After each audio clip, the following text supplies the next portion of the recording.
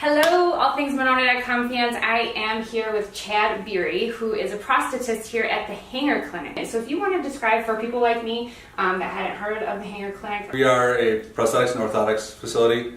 So we custom make prosthetic limbs and orthotic braces for patients, from just basic ambulation to athletes. So it's a fun career. We do a lot of stuff here. What would you say clients love most about the Hanger Clinic or coming? One is we've got a great staff. We've got a technician in the back that really knows what he is doing. Two of our staff here do wear prostheses, so there's times where, hey, can you come in here and Sure. show them what is possible? That is kind of nice where they can see somebody. We have a big group of clientele that are wanting to come back in and pay it forward. And so they'll want to come back in and talk to patients who are just starting. So it's one nice thing that we do offer is there's a little camaraderie that there's an amputee. There's no official amputee group, but there's a community. There's a community. Yeah. And sometimes we see it. Some our patients like to wear shorts and show everything off. And if we get a picture of Bo, you'll see his wild design on his prosthesis. Some patients are walking down at the farmer's market and you have no idea they're wearing a prosthesis, and that's my job. Anything that you could think of that most people don't know about the Hanger Clinic? But it's actually the largest orthotics and prosthetics company in America. We've been here for 14 years. Oh, wow. We've always been a small town type feel here. Mm-hmm. My patient was on vacation in Hawaii, and he went into the water with his knee, which was supposed to be waterproof, and it broke down first day. Oh, no. He calls me up on Saturday morning on his, he's been saving for this vacation, like, what do I do?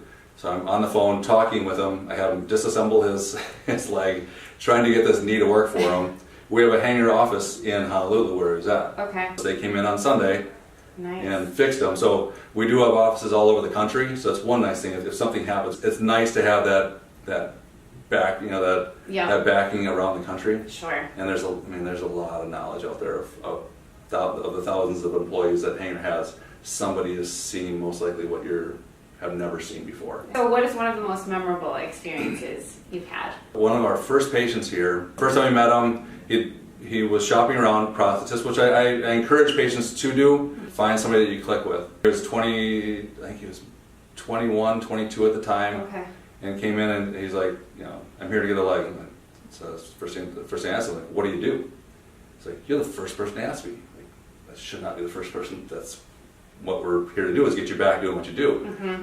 Then he starts laughing. He's like, well, I ride a motorcycle. I'm like, okay, no big deal. Mm-hmm. He's like, well, I do trick riding. Oh gosh. And so, what do you mean by that? Like, well, I stand on the back of my bike, I ride wheelies I do show trick riding. Mm-hmm. And so he lost his leg. How are we going to get him back to do this? Mm-hmm. And so, we've worked hard together. And there have been some struggles trying to figure out how we're going to do this safely. But for him, safe is relative to him. He's now a owner of 2 Guinness Book World Records. Okay. One is for the fastest motorcycle wheelie on ice. Now this is after? This is after. Oh wow. So this is not even, this is as just a motorcycle rider, not as an amputee. Okay. So he, and I believe if my numbers are correct, 116.5 miles an hour wheelie on ice for a quarter mile. And another one is a stoppie, the longest stoppie on ice. But then you pop the front wheel and ride the front wheel as far as you can. So he's got two world records. He's one of our biggest challenges, but it's kind of fun to kind of help people go through.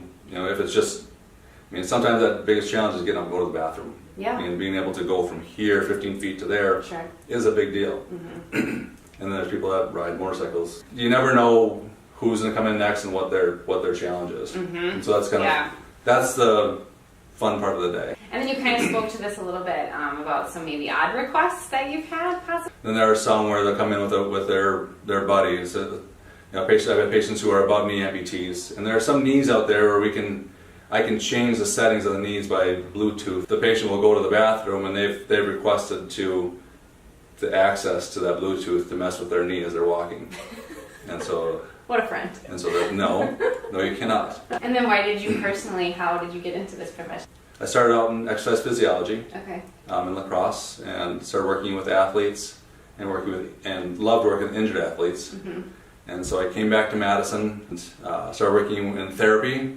So then I went back to school and got my master's in occupational therapy. I worked at the UW hospital in the burn and trauma unit. And so in a lot of one of my residencies was there, and some of the patients I was seeing there had a car accident, lost their limb. Like, it'd be kind of cool to be a therapist and a prosthetist.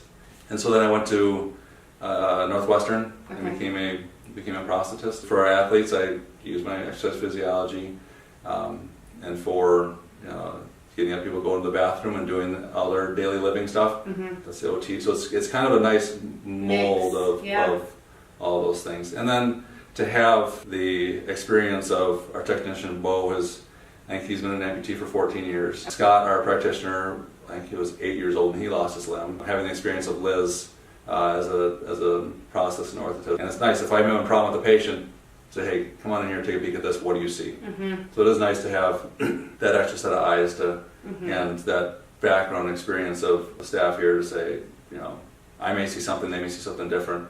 And so that's nice. So then last question would be just what the future holds. For the organization, they're pushing the limits on the socket designs and technology involved in the knees, the feet. Hanger Clinic is probably at the forefront of most things prosthetics, as in the private sector. Okay. The field as a whole, a lot of our prosthetics and orthotics are kind of a war-based. Unfortunately, it's a war-based development. When young people come in and go to Bethesda and start going through their rehab there, start getting their first prostheses, there's a control group. They'll take their products and then test them on the new amputees. So it's a control group of 20, 30 new amputees that they can kind of see, is this foot right? Is this knee? How can we better develop this knee? And a lot of them like to take that challenge of being on that test and taking these things. They'll break them, and they kind of a lot of them want to break them just to show them that this isn't good enough. Sure. And so we get a lot of that. This isn't good enough. Yeah. And it's like I need something more. And so yeah. we need to make it more and lighter. Yeah. which you're adding batteries and all these mechanical devices and trying to make that lighter.